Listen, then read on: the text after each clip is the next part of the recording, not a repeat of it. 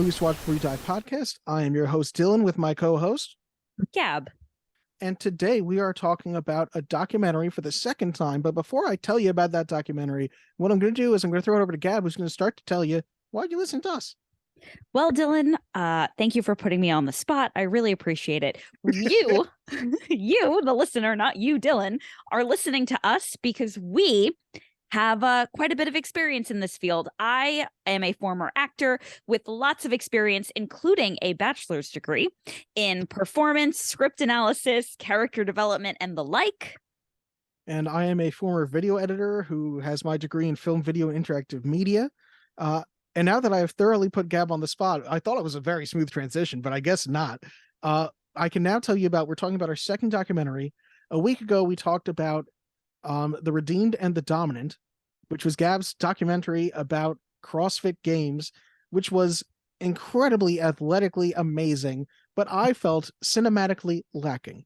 So I decided to come back with the most opposite thing that I possibly could think of, which is the documentary, The King of Kong, A Fistful of Quarters. Gab, why don't you do me a favor and explain, what is it about? What's this all been about? What am I working toward? You think you know everything about me, don't you? I dive at your bottom. I bloody well ought to. The King of Kong is about a bunch of grown men who have never had sex. Oh my God. Except for the one that has two kids. Sorry. It had to happen, and I'm glad it happened early. We got it out of the way. I feel that the weight is off my shoulders.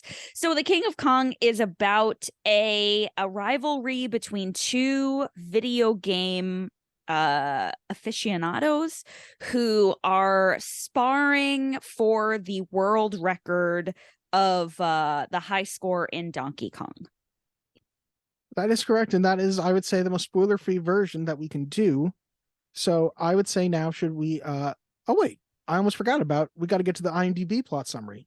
Yeah, that's the whole reason I gave my summary, so you can see how good I am. Yeah, so we can see how wrong you were. So IMDb says the die-hard gamers compete to break world records on classic arcade games, which is quite frankly too spoiler-free.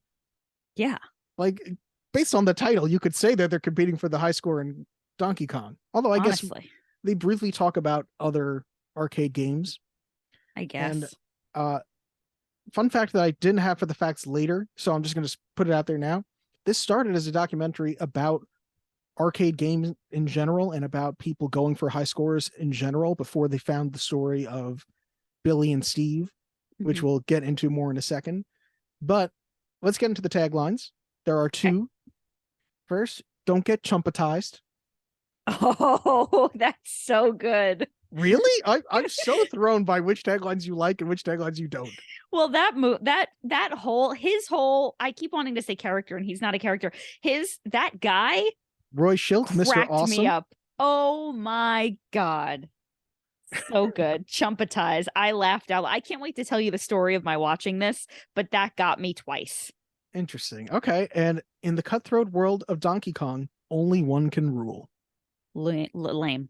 Did you hear me stutter? Lame. Lame. Lame. I'm going to steal a joke from Giselle. Remix. Okay. So now I think it's time we can get to our opinions, right? Yeah. In this critic's opinion, that's just like your opinion, man. Well, I have a right to my opinion, and my opinion is you have no right to your opinion. Remix. She says that every time somebody stutters. That's so funny. I'm going to use that. Okay. So, Gab, do you want to tell me are you still laughing at Remix? Yes. I'm sorry. Giselle is hilarious. Okay. Ooh, get it together, Gab. We're on the podcast. All right. What do you want to know? My opinion? Yeah, I would like your opinions. All right. Obviously, this was very different from The Redeemed and the Dominant. This is a very different type of athleticism, which I would used to be one of those people who would be like, man, there's nothing just athletic about this, but e-games are on ESPN now. Like we do say that there is some validity to it, I guess, right? Sure. They might say that. I don't know that I would agree, although I do. So I am in the process of learning from a coach how to do gymnastics for the purposes of CrossFit. So all of the kipping, all of the muscle ups, the handstand walks, stuff like that.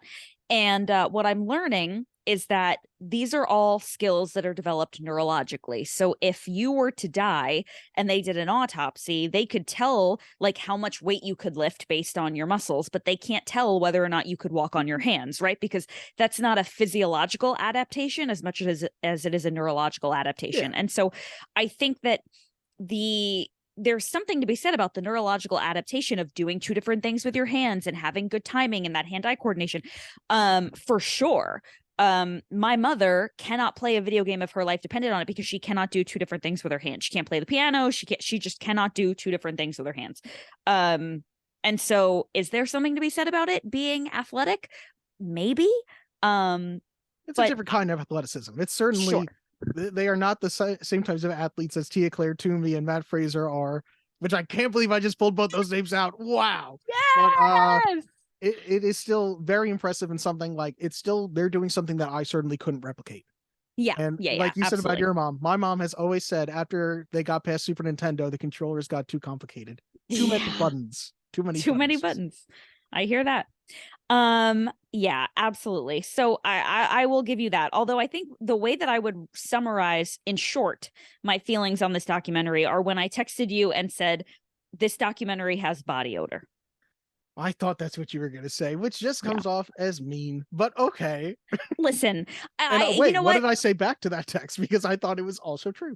You said that so did the Redeemed and the Nominate, but Which I definitely said did. That was definitely a stank ass room in Wisconsin. Very different type of body odor.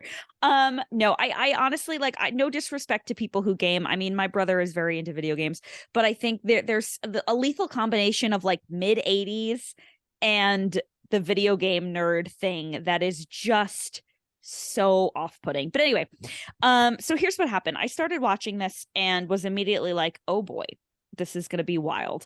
And I think the documentary does this very strange thing where it starts out kind of slow and is talking a lot about like the background and the sort of tertiary characters in this universe. And then it gets to the Steve Billy face off. And essentially Billy is like the world renowned Donkey Kong guy. And he is the most arrogant son of a bitch I've ever witnessed in my life. And he is so arrogant for someone who is unattractive, unappealing, just has what I can only imagine is very little going for him. He also seems to own a hot sauce company.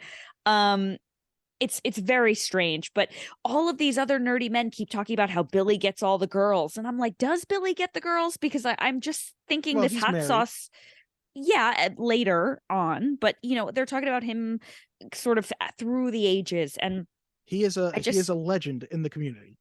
Yeah, but I don't think that's necessarily helping him to get what one of the nerds refer to as a DDG or drop dead gorgeous, which was again just a I think that's out of context. Moment. I think he says that you don't see a lot of DDG girls at these events. Yeah, but he did say at one point somebody said that Billy was getting all the DDGs. Anyway, did they? Okay. So then they start to introduce the character of Steve, and Steve, I think they do a great job of just showing how everyone in Steve's life thinks that he's a fucking loser.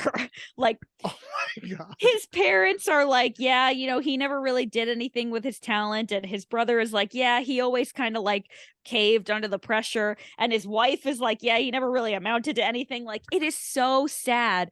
And they say that he lost his job the day that they signed the papers on their house. Like, he has never had a situation end in his favor.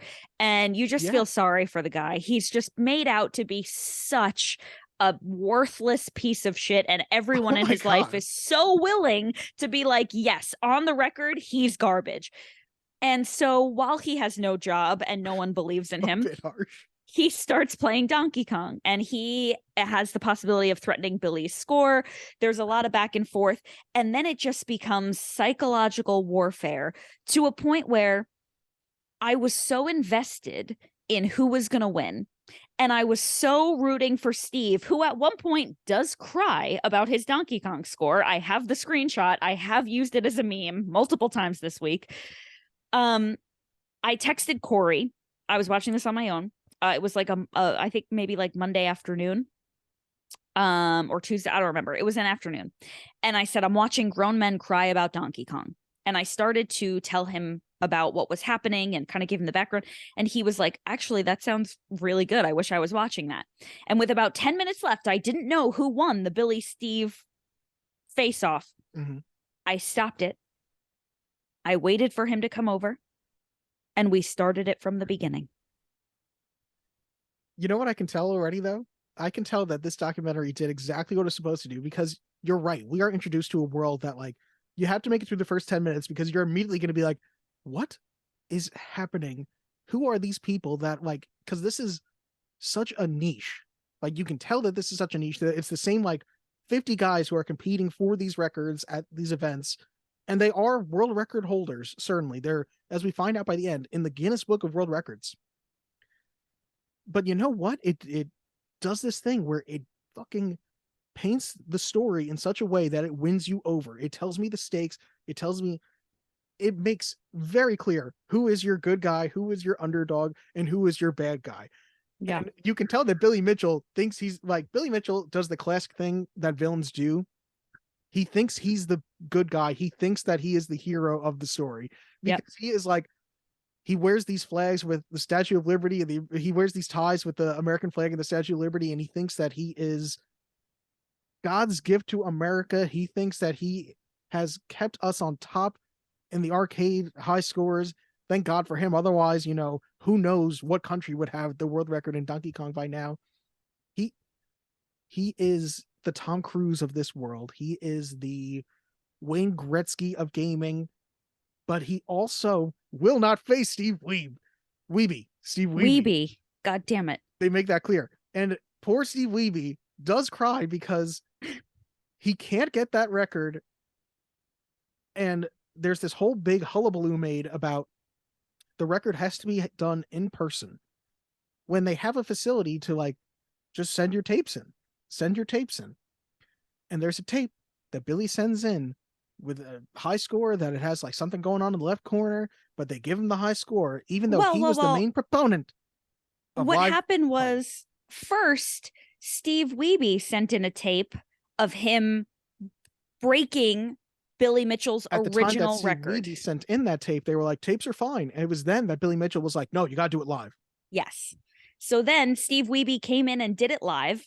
And Billy had set up this whole thing where if Steve broke the record, deliver this tape of me beating it even more.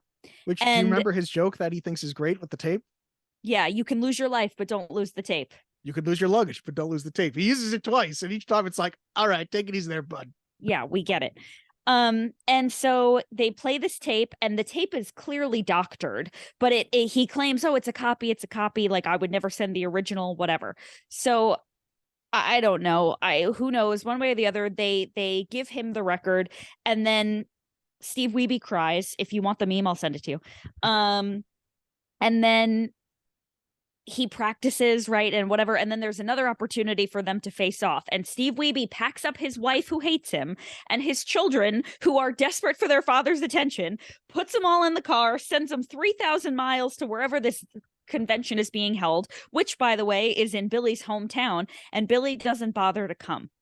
He does show up. He doesn't bother to play, because he's correct. willing to walk behind Steve with his wife to try and psychologically affect him.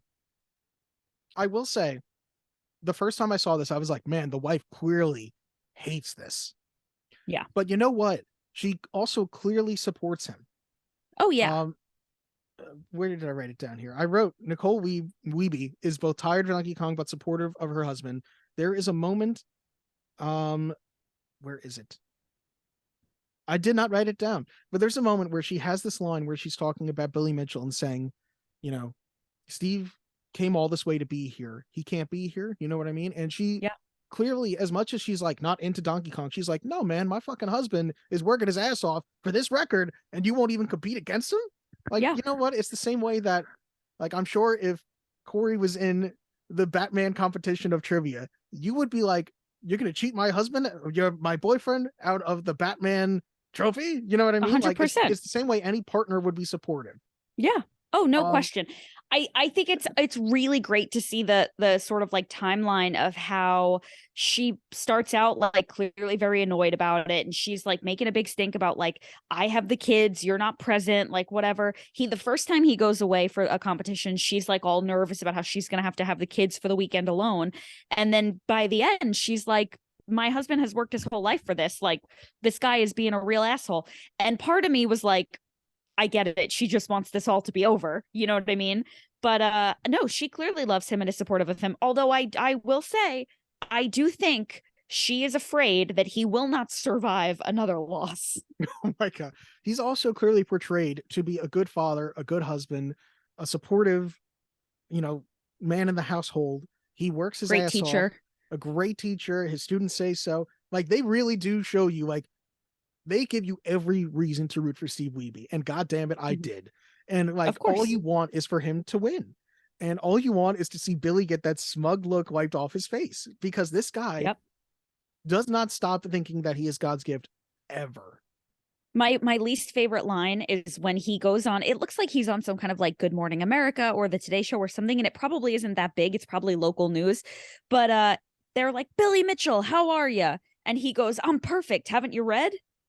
I do not remember that, but that sounds right. Yikes. It was a yikes. There's another great line that they use. It's the line they use to introduce Steve after this. Is Billy going, he says, everything has gone my way in life. Everything. Which, first of all, dude, I don't know if this is everything, but like, according to him, everything has gone his way in life. And he says, that means there's some poor schmuck who's had everything go against him. And we hard cut to there is Steve Wiebe being talked about. And they really do, like, Steve could have been a great pitcher, but his dad overworked his arm and he wasn't able to pitch in the championship game. Steve's a great artist, but he didn't really ever get to do anything with his hands. Steve, wanted to be an engineer. He wanted to be an engineer with, was it Grumman or Boeing or whatever it was? Yep, and Boeing. He got laid off. He thought he was going to be a lifer there like his father was. And it's just like, God damn, give this man something. And I will say, I fucking love, maybe my favorite part of the movie is him videotaping his world record at Donkey Kong and his son coming in. And I don't want to spoil it, but I can't help it. His son Derek comes in and is literally just going, Dad, wipe my butt. And he goes, okay, you want me to wipe your bottom? And he's like, Dad, stop playing Donkey Kong. And it's just like, it is one of those things that, like, you have seen little kids act this way, and it's hilarious while this man is like dedicating hours of his life to this. He's like, okay, it's just kind of not a great time, but I'll do it in a second. It's the most stressful part of the movie for sure. I will say also, God, while we may not definitively feel like, oh, this is a sport, they clearly treat it as a sport. But what's interesting is it's also the only thing where they show she's an 80-year-old woman at one point who is going for the world record in Qbert. Mm-hmm.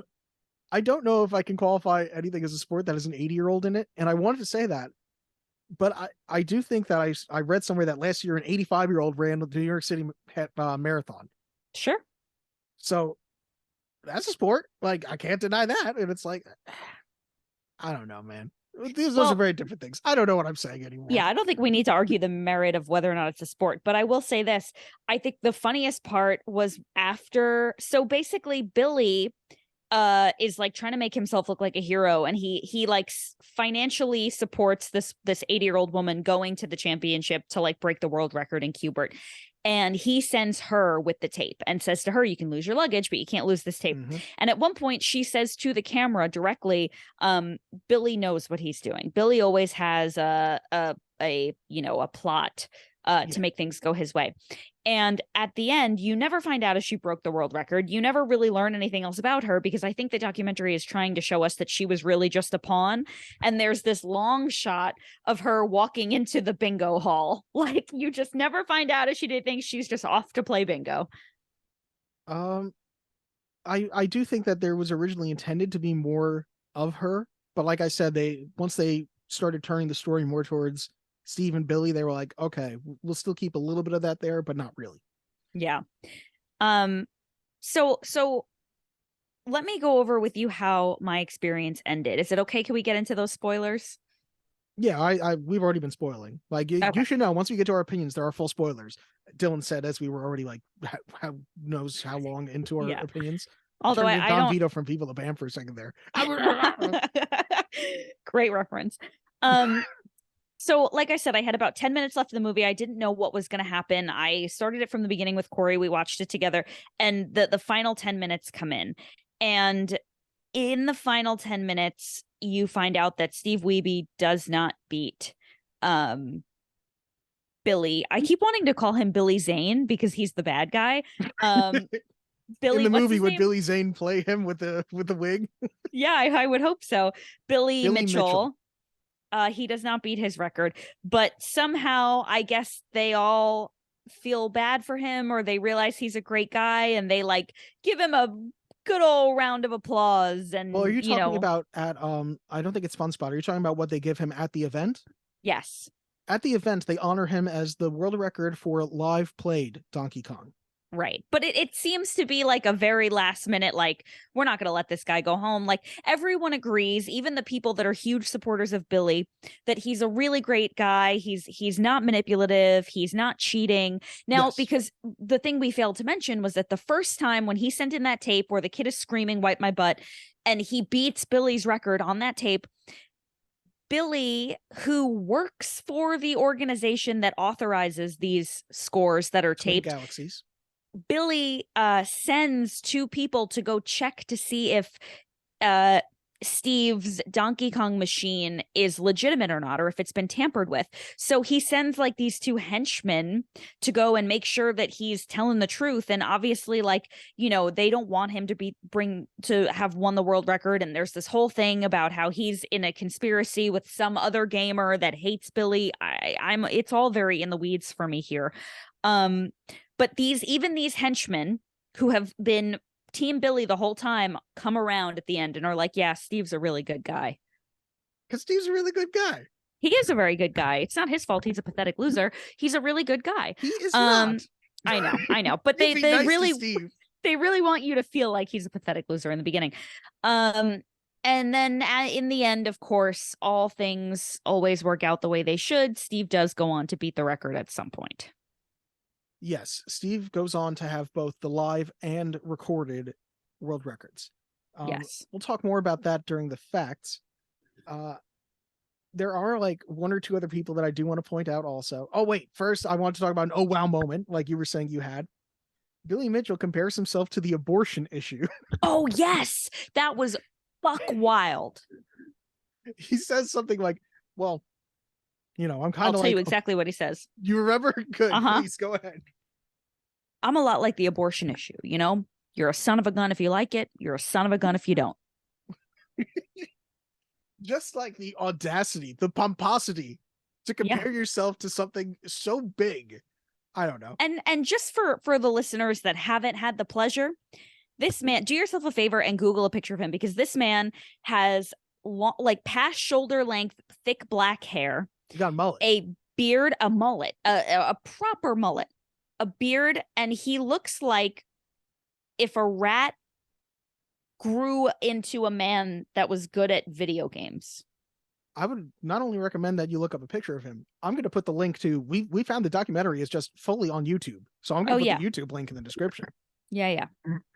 Another person I want to talk about, Brian Koo, who makes a big deal about being Billy's prodigy, who is also going for a kill screen in Donkey Kong at Fun Spot or whatever it was. And a kill screen, which I didn't know existed, is if you get all the way to the end of an arcade game, you get to a screen that you cannot finish because it has code for the game still on it, yada, yada, yada. He never even, we don't see him do that. It says at the end of the movie that he's still going for his first kill screen, and he's a huge dick to Steve. He's going around and he's like, hey, we got a world record attempt going on here, gathering a crowd around him to try and psych him out. And it is just unbelievable, the henchman that Billy Mitchell has out there. He's also, and I'm going to use a phrase that I may not really have ever come to on my own, but it's a phrase that people around me have been using quite a bit. You see how I'm trying to deflect responsibility for this, but he pulls a real cocksucker move and is constantly, I know. I'm sorry, but he's on the phone with Billy constantly. And at one point they are all gathered around on the TV watching this tape that Billy sent in to beat Steve. And he's like, he's on the phone with Billy and he's like, all eyes are on the screen. There's not a distraction in the world that can take people's eyes off of this. This is where you're at. You're doing great. Everyone's watching. Everyone's cheering. It's like he's on the phone with him 24/7. Like, all right, we're all sitting around the table eating pizza now. All right, yep, we're going to watch the tape now. All right, yeah, Steve's at here. All right, he's wearing blue pants. It's like, Jesus Christ. And you can tell Billy loves it. Oh, he yeah. loves the adoration he gets from the tens of people who are at these events. Yeah. It is just wild to me, the amount of rivalry that can go. I guess what it is the story and the rivalry that can go into something that you would never even know exists. Like, you What could about the accidentally walk guy- into Dave and Buster's and be like, holy shit, these guys are really into this arcade game. Yeah. Oh my God. Yeah. What about the guy who looks like Dwight from The Office? The referee, Yeah. Not the head referee, but the guy right under him. the guy who says, I see world records in this room every day. Yes. I see people yeah. break records every day in this room because he's got the tapes. And boy, he was an interesting fella. Yeah. First I of should all, have he his had name like written a down. thick New York accent. I don't think Robert Merchek. That was his name. Okay. And he was actually involved in Gab. I have watched this documentary multiple times since we like set up to watch it, and I found that there's somebody else made a documentary called The King of Con, where they are trying to. It is clearly like these 3 or 4 guys made this documentary, where they are trying to prove, that the documentary is so full of it, and it's really upset. Basically, it seems like one guy made the documentary because he's upset that he wasn't included in it more. They have that referee in it, Robert Merchek, but basically this guy, Dwayne something, is really mad because he's really good at Donkey Kong and they didn't feature him more, and he's had the record at times, and it's like, but the point wasn't to include everyone who's ever had the record. It was about the Yeah. rivalry between these two guys. Yeah. You know what I mean? But it was like, Yeah. I sat through another hour plus of content to be like, what the fuck did I watch here? Jesus Christ. So I do not recommend The King of Con as a movie to watch before you die. Thank you for clearing that up. Yes. Yeah, so interesting. And it just, here's the thing.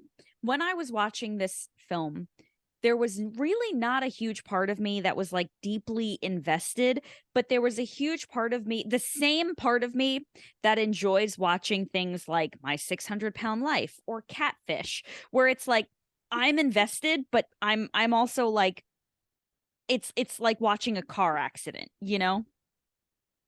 It's one of those things that this is not a world that I'm involved in or care about, but God damn it, I have to know what happens. I have to know how this ends. That's how I feel each time I watch it. And even knowing how it ends by now, I'm like, I have to go on the journey again whenever I see it, I guess I should say. Yeah. Gab, should we get to some facts? I think it's about time we get to some facts. I want the truth! Face the facts, dukes. Facts have no place with an organized religion.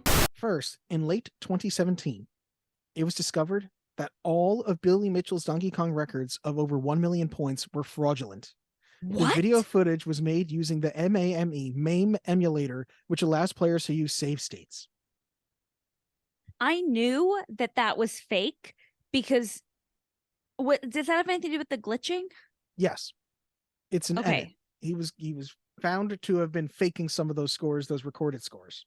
Wow, what a piece of shit. Steve Wiebe regained the title on September 20th, 2010 with 1,064,500 points. That's too many points. Then, on October 21st, 2015, Robbie Lakeman became the new Donkey Kong world record holder, scoring 1,177,200 points.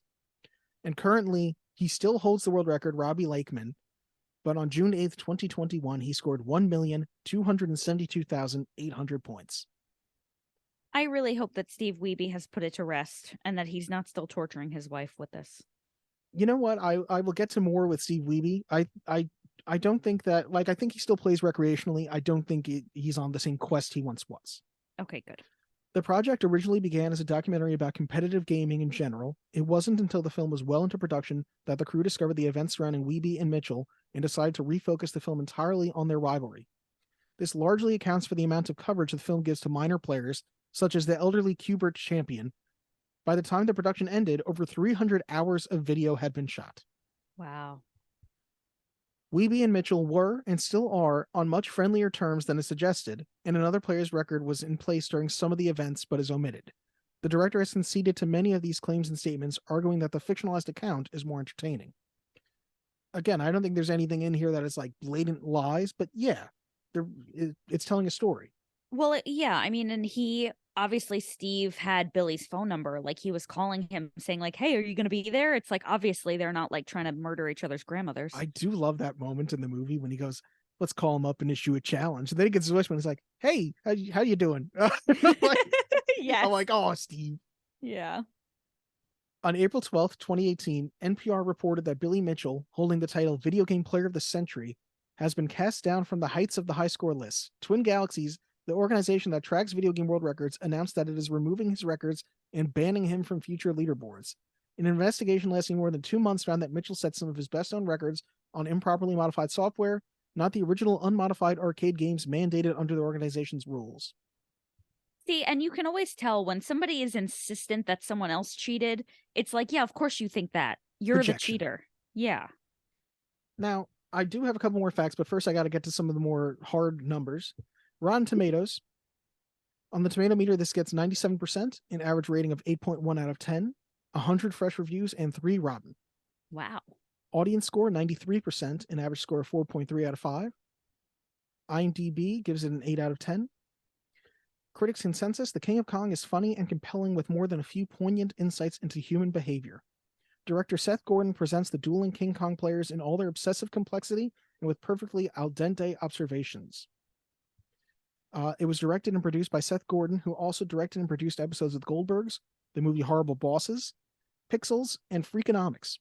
Wow.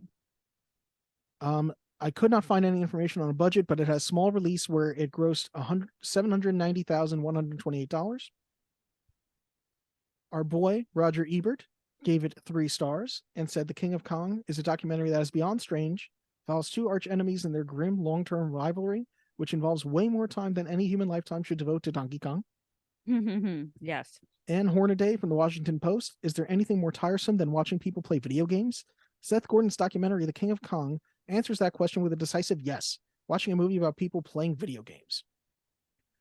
Luke Y. Thompson from the LA Weekly, it may seem overblown when one of the gamers calls Donkey Kong a metaphor for life, but The King of Kong is just that, a reminder of how we all have to prove ourselves to others. Cindy White from IGN Movies, like all great documentaries, this one transcends its subject matter so that in the end, it's not just about 2 guys who play video games, but about the nature of competition, how we cope with winning and losing, and what that tells us about ourselves. Kyle Smith from the New York Post, not since 300 have I seen such manly mano-a-manoing as the iron clash of wills in the documentary The King of Kong, A Fistful of Quarters. Okay. Finally, Richard Roper from Ebert and Roper, one of the most fascinating films of the year and deserves an Oscar nomination for Best Documentary. It did not get an Oscar nomination for Best Documentary. What year did this come out? 2007. Thank you. A couple more facts. I told you that Seth Gordon directed Pixels. Peter Dinklage's character in Pixels is based on Billy Mitchell. Wow. Which I think if you just look up what he looks like in it, because I always remember him having the mullet, and I'm like, oh, it makes sense. Interesting. Walter Day, according to the end of the movie, is working on his first album and a new book. I have no record of those things existing yet, but he is working on it. Okay. Ryan Koo is still in pursuit of his first Donkey Kong kill screen. Aw. He's never going to get it. He's a cheater too. Doris Self held the world record for the oldest record holder for an arcade game. Cute. She has sadly since passed. R.I.P. Doris Self. R.I.P. We miss you. Got much love for you. Blessed up. Derek Weeby's high score at Donkey Kong is 78,600 currently. Oh God, that's so depressing. And that is all the facts that I have. And now that we're done with the facts for the King of Kong, it's time to get to the mail time. The mail for the King of Kong. Mail time? When you control the mail, you control information. Mom asked me to ask you if there's any mail flash here by mistake. What? Well, no, Gab, this mail's actually from our last episode, Redeemed in the Dominant, but it's mail I sent know. in the King of Kong. I know. I as it came out, I was like, fuck. I had it's to stop fine. for a second to think about it too. It's all very confusing. We record episodes in the past and like it throws us off at least half the time, I feel like. Honestly, the time-space continuum is not present on this podcast. Time is a circle. Okay, so we have first some comments on the Redeemed and the Dominant. I can't wait. First, we have a comment from Mark Aquino coming over from the Jump on the Bandwagon podcast, who said, "You're either Dill in or Dill out. There is no in between." That's so funny. I'm disappointed that it's not about CrossFit because I was ready to talk about CrossFit. But okay. I do feel like though, if I ever decide to go solo, Gab, that is a good name for my podcast. Dill in or Dill out. I mean, that's really good. That's really good. So I will be okay. stealing that at some point. Yeah. The next comment from Scotty Cameron. Sorry. Grit might be a Midwest network. That's probably also the case with This TV and Me TV too. Now, Me TV sounds familiar. Yeah. It also just sounds like a pirate who's talking about his television. God, that's stupid. Okay. That was bad. That was bad. And the last one is from Boss Biggest, also from the podcast Jump on the Bandwagon. The Nickelback joke. Okay, we're bringing it back. The Nickelback joke came to mind after hearing Mark say he'd send Gab $5 on Venmo, and I thought of a currency joke about fives. I'll throw that joke in the oven now. Yeah, I mean, I guess it made sense. I mean, I think waiting a week to tell it probably didn't do well, didn't do you any favors, but I feel like Boss Biggest, everyone, I very much appreciate your mail and your comments.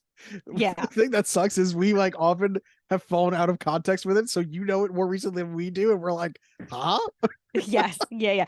No one is discouraging anyone from commenting, sending in letters, etc. But we are definitely like 6 weeks out from whatever he was talking about. But thank you for commenting, Boss Biggest. So now we're gonna get to some emails on the Redeemed of the Dominant. All right. So first we got Vitz. Subject, yeah, baby, CrossFit. Oh my God, is Vitz a CrossFitter? We're about to find out, aren't we? I honestly believe that documentaries are extremely difficult to recommend to watch before you die, since so much of what makes a good documentary is the subject, what kind of topic is being discussed, what kind of bias, if any, are you bringing into this? What kind of footage are you shooting or repurposing? To me, there is a lot to consider when even making a recommendation to friends on documentaries to watch, let alone one to watch before you die. The Redeemed and the Dominant is the type of documentary that is clearly about the documentation of a single event in CrossFit.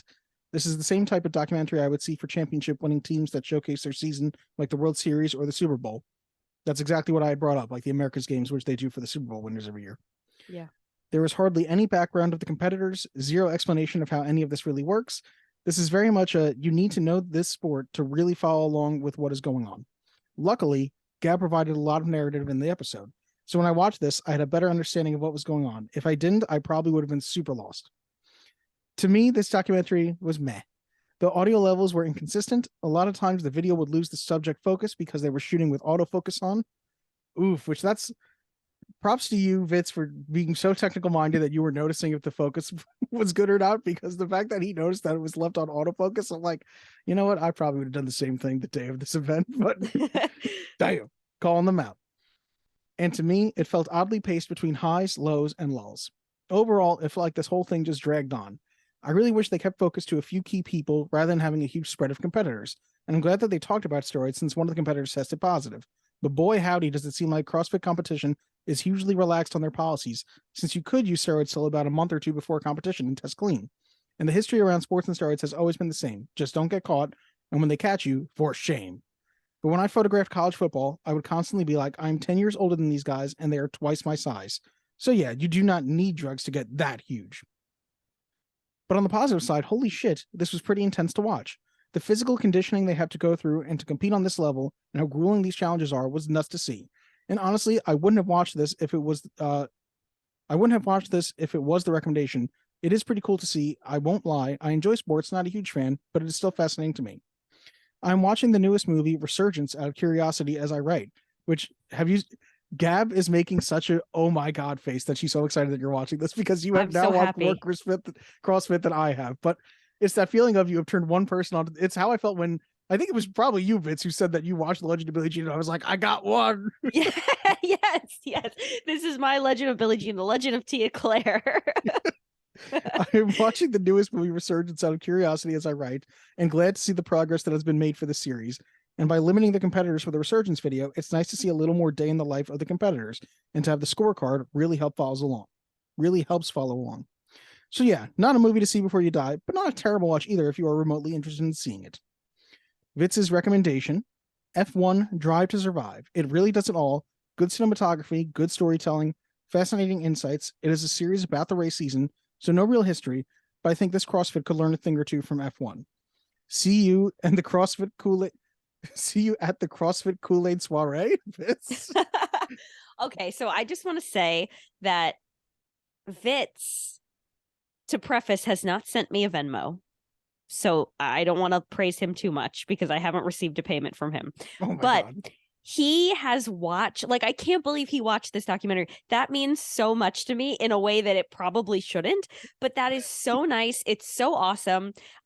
This is something that I live every day, right? Like, this is my career. This is my sport. I'm an athlete. I'm a fitness professional. Like, all I do all day is CrossFit. I mean, I'm literally in the gym training for, not joking, 3 hours a day. Yeah, if you want to 5 see days a intense week. conditioning, you should be following Gab on Instagram because Yeah, I look at her honestly. stuff while I'm sitting on my ass and I'm like, oh my God, why is she doing that?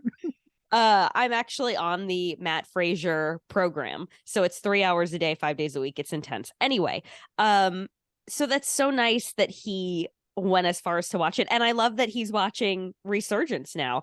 It's fascinating. Maybe in August he'll tune in to some of the games as they happen live. Gab, if the actual games are on TV, you need to tell me. Mostly just They so that I are. can like look for you in the stands. Yeah, they are. And I will definitely let you know. And I'm going to be there. We actually are in the process of getting our tickets. And what was I going to say? F1 Drive to Survive, I have heard is very good. NASCAR actually like basically copied it and started their own thing called Race for the Championship. I Wait, do love F1 sports. and NASCAR are not the same? They are not. Formula One is European and the cars are very different. Formula One, interesting. every race they start with enough gas to go the entirety of the race. That's why their pit stops only take like 2 seconds. Yeah. NASCAR, they don't? NASCAR, they do not. That's why in their pit stops, they'll be refueling at times so that it takes them like 10 seconds to have their pit stops. Wait, so they purposefully are like, we're going to start you out with half a tank. Well, no, they're full tank. Like it'll tell you at the beginning of every race, like their fuel window is, 65 to 75 laps on this course. And it's like, well, the whole course is 300 laps for the entire race, so you have to strategize. When are you going to refuel? Is that going to screw you? Is that going to work out well? Huh. Yeah. But if I'm going to recommend another random sports documentary too, I just watched, and it's on Disney Plus now, Bad Boys. I don't know if you've seen it. Like it's a random 30 for 30. I'm sure you haven't, but it's just about the Pistons and like those teams in the 90s, which I don't care about basketball at all. And I still find that documentary cool every time I watch it. So the only sports documentary that I've ever really watched, besides the two that Besides the you've entirety recommended, of the CrossFit. besides that whole, and King of Kong, of course. Of course. Is the Michael Jordan one from the pandemic. I just want you to know I'm trying really hard not to cough right now, but it's going to happen. Is that okay? Yes. I'll move my microphone. Okay, I'm sorry. I'm so sorry. While Gab takes a second to cough, the Michael Jordan documentary, which I'm trying to cover for you. Get your cough sound, goddammit. Sorry. Hold on, one more. Oh my God. Don't come back to tell me you're still coughing. Okay, I'm done. Jesus. I love that you came back. You're like, I'm going to cough some more. Like, thank you. That was helpful. I'm surprised you watched the Michael Jordan one, though. That was like 10 hours, wasn't it? Yeah, but it was so good. Also, prior to that, I didn't know that Dennis Rodman was a basketball player. I thought he was just like famous for being crazy. Like I thought he was like a Paris Hilton, Kim Kardashian, like famous for being famous type. No, Dennis Rodman has talent. I had no idea. I was like, oh, the guy with the crazy hair, dated Madonna, friends with the North Korea guy. Like, yeah, Dennis Rodman. And it all connects because Dennis Rodman was on the Bad Boys Piston teams. So he's in that documentary too. Wow. All right. Well, then I'm down. It's not nearly as long as the Michael Jordan one, so it's worth it. What was the name of the Michael Jordan one? The Last Dance. Yes. Did you watch I think it might have been a 30 for 30 on the 86 Mets? I watched the one on Doc and Dwight. I did not watch one. Okay, so specifically Doc on and Dwight are the 86 Mets. same person. So you just embarrassed yourself. Doc and Daryl. That's it. Okay. I got the Thank wrong you. name. God. You did. God damn it, Dylan. The one about the 86 Mets was a roller coaster ride. You have to watch it. It was so good. Perhaps I think it's called like oh my God, something in New York. Okay. Morning in New York, sunrise in New York, something like that. It was so good. Vitz, 10 out of 10 recommend. Vitz, you should also watch every one of these sports documentaries we just talked about. Also, Vitz, pause. Where are you from and what are your sports teams? And what I'll is go your social first. security number? Yeah, and what is your Venmo so I can request you? I am a diehard Mets fan, in case that wasn't clear. I was going to say, you made that pretty clear. I am a much less diehard Mets fan. I'm much bigger into football, and I'm a Patriots fan. Yeah, but you know what makes me really happy? You didn't say anything about the Yankees. And when we were growing up, Dylan was a Yankees fan, and it was horrible, and it was the 90s, and it was terrible. And then he married Giselle, who is a Mets fan, and now he's a Mets fan, and my whole life is just so much better. The Yankees are dead to me now. Moving on to our next email from Scotty Cameron. Time. The Redeemed of the Dominant. Hey, Dylan and Gab. For whatever reason, my lengthy comment on the YouTube isn't showing up, so I'll just send in the form of an email and add a bit to it. If you manage to see the comment, you don't need to read this in full. Well, I did not, so I'm reading this in full. You're breaking new ground with a documentary. As a golf club maker, I never thought much of CrossFit. Just kidding, I don't make golf clubs. I was, however, a cross-country and track and field athlete back in high school. But I largely stopped running competitively after graduating high school and mostly run to keep in good health. I never thought much of CrossFit, largely because I had always thought of it as being like the workout montages in movies, and not much else really. From what I heard in the episode, it does not sound like the Redeemed and the Dominant does a good job of explaining the sport, sadly, because now I'm a little interested in the sport and would like to know more about it. I might check the documentary series out once I learn more about CrossFit. I would, like, you know what? They're free documentaries. They're on YouTube. Like, I can't be like, don't watch this. That's a waste of your time. Do I think it's a documentary to watch before you die? You already know that if you listen to the last episode. But it's, you know what? If you got a couple hours, you know. If you're into sports, it is the ultimate sport. Let's not get into that. I don't know about that. Dylan being very polite. So what was Scotty saying? Well, here it is. So the episode of Family Guy where Peter puts Stewie on steroids accurately depicts the effects of steroids. That is my takeaway about Gab mentioning the janitor who uses the same gym Gab uses and takes steroids. Was there a janitor or was it the IT guy or was it was both? the IT guy. It was the IT guy. Blast, the images didn't come through. Curse you, Dinkelberg. Oh well, if you truly want visual aid, here are links to Comic Vine image galleries for the respective characters Flint and Sergeant Stone. On a side note, feel free to check out my Comic Vine profile, Scotty Hawkeye. I like to write reviews, create lists, and edit wikis on the site. I also use the video game-centric sister site of Comic Vine, Giant Bomb, for the same purposes. The website network that Comic Vine and Giant Bomb are part of had a movie-centric site that I was on called Screen, which was sadly shut down in 2014. I found my old account, though, through the Wayback Machine. I have never heard of any of these websites, and this sounds like something I totally would have done back in the day. I used to have a Tumblr, actually, where I wrote movie reviews. And, that's hilarious. I now feel ashamed about that, but I also really enjoyed doing it at the time. Of course you did. I'm going to it. comicvine.gamespot.com/profile/Scotty Hawkeye. Just want to make sure that people know in case they want to see what Scotty says about comics. I full-heartedly agree with Dylan's point about physical media. The physical copy, yeah. First of all, just yeah for agreeing about physical media. The physical copy, I'm telling you, Gab, someday I am going to live in that Twilight Zone apocalypse world. The bomb is going to go off. I'm going to have my PlayStation all set up. I'm going to be like, let's watch The Legend of Billie Jean right now. And all of a sudden, a rock's going to fall on the PlayStation. That's not fair. That's not fair. That's all I had. I'm just going to watch my movies. The physical copy never goes away unless you sell it. I ripped all my CDs to my laptop, but I still keep the hard copies just in case I ever get a new computer and need to rip them again. For DVDs, I use my Xbox 360 to watch them, but it doesn't play Blu-rays. I might see if my parents have a spare Blu-ray player around so I can watch movies I have on Blu-ray like Source Code at my own place. Scotty, this is what you're here for. Joe Rogan's producer's name is Jamie, which I remembered like 6 days later. Like yesterday, I think I was sitting working and I was like, Jamie. That's it. Oh, damn it, Jamie. I know this from watching Joe Rogan debate Steven Crowder on weed and hearing Rogan ask Jamie to pull up marijuana statistics. I never recall hearing about people dying from watching Avatar. It is funny that there are two Scots who are part of this podcast community. Sincerely, Scotty. Aw. You are Scotty. Yeah. Don't you worry, Scotty. You are the only Scotty. True. Well, On to very nice. our last email from Okay. one Keen Machine. Oh my God. I thought for a hot moment you were going to say Juanita. something. What? Because you said Juan Keen, and I was like, Juanita. Juan Keen dos Santos. Like, I don't know what you thought I was coming up with here. By the way, did I tell you that Brent Fikowski liked our Instagram post? Shut the fuck up. Are you kidding me?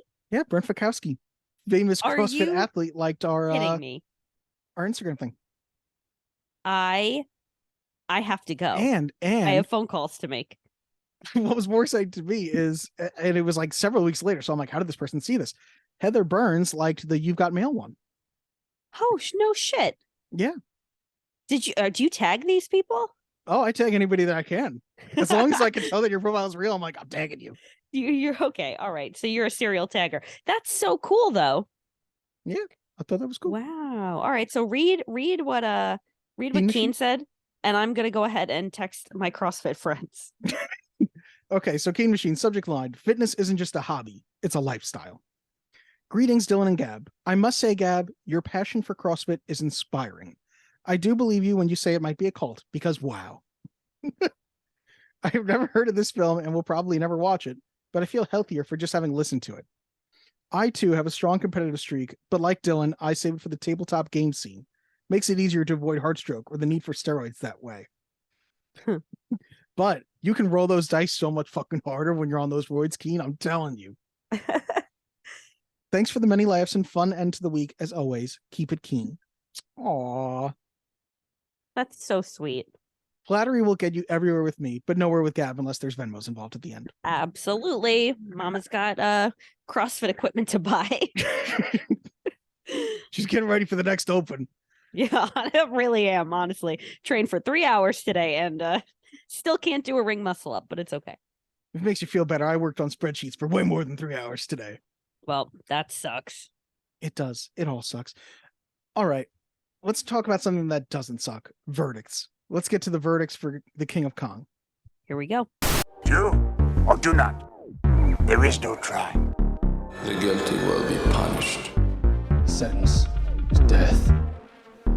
All right, Gab. I guess I should go first because I you're want the you to more go suspenseful first. one. Yeah. I think it's a movie to watch before you die. I think that it's a documentary that takes, uninteresting subject matter. If I told you documentary about Donkey Kong, people playing Donkey Kong, you'd be like, what? But it does give you a narrative and a story that is compelling and interesting. And it manages to take you on a ride, and it manages to give you a hero to root for and a villain to root against. So I think it's a movie to watch before you die, and I'm very interested in what you're going to say. Yeah, Dylan, I found it entertaining. It's so much so that I was willing to essentially watch it twice, so that the person I spend most of my time talking to would also have some insight into it. I thought it was funny. I thought I was on the edge of my seat by the end. And it was like bubblegum for my brain. It was just like it wasn't complicated. There weren't a lot of like nuances. It was just good old fashioned family fun. Very much like Donkey Kong. However, some of my favorite TV shows are things like My 600-Pound Life, Catfish, those very entertaining. I'm on the edge of my seat. I have to know what happens. But I don't think that if somebody asked me like a TV show that I felt they needed to watch, that I would say any of that. And I think this is kind of at that same level where it's very entertaining. And it was like almost like a guilty pleasure where it was like fun and whatever. But I don't think that it is going to be classified for me as something that I think belongs on a list with Vampire's Kiss. I just don't. Am I disappointed? Yes. But do I understand the rationale you're giving? I totally do, because like I love me some Catfish. When I say it's a TV show people have to watch, no. But it's one of those things where like I turn my mind off and I'm like, what's the twist ending going to be here? Yes. Is it really them? No. Yes, exactly. I love watching all those like that, you know. I mean, I the only show coming to mind right now is 90 Day Fiance, which I've actually never seen, but all of those like, you know, we've got an hour and a half to give you this person's story and you can't believe what a piece of shit they are. Like it's just so exciting to watch and so entertaining. And but that doesn't make it good. You know what I mean? It doesn't make it something that I think like people are missing out if they don't see it. It's just fun if you do see it. Yeah, you gotta watch 90 Day Fiance. I will. You gotta It's on see my Angela list. and Michael. You gotta see it all. All right. Larissa That's and Colt. next. You gotta check it out. Oh my God. All right. Well, like I said, I'm disappointed, but I understand. So I'm gonna move on in the way that I should. Gab, do you have anything picked out for our next episode or not yet? Dylan, you know, I've thought about it a bunch and we've done this thing now where we've done 2 documentaries back to back, and I kind of don't want to overdo the 2 similar things happening, but I just feel like we've all been talking about Sleepless in Seattle. It's just keeps coming up and up and up, and you haven't seen it, and I'm tempted to make that the next movie. So I'm gonna think about it and let you know in the next few minutes, but it's either going to be Sleepless in Seattle or we're going to go into a totally different genre of movie that we haven't touched recently. Okay, so viewer, tune in next week for Sleepless in Seattle or something completely different. One of the things we say at the end of this, if you want to send us something, you can send us an email at movies-to-watch-before-you-die@gmail.com, or you can send us a voice message at anchor.fm/movies to watch. Nailed it. Ooh. Yeah, and we want your mail. We want to know what you thought of this documentary because, like I said, it's free on YouTube. Why wouldn't you watch it? Yeah, watch it. And let us know if you have any recommendations for future movies. Yeah, and thank you for listening. Thanks for listening. No matter what I say, it draws controversy. It's sort of like the abortion issue. If you're for it, you're a son of a gun. If you're against it, you're a son of a gun. I'm not God. I don't have all the answers. So I have to be careful how I share my opinions.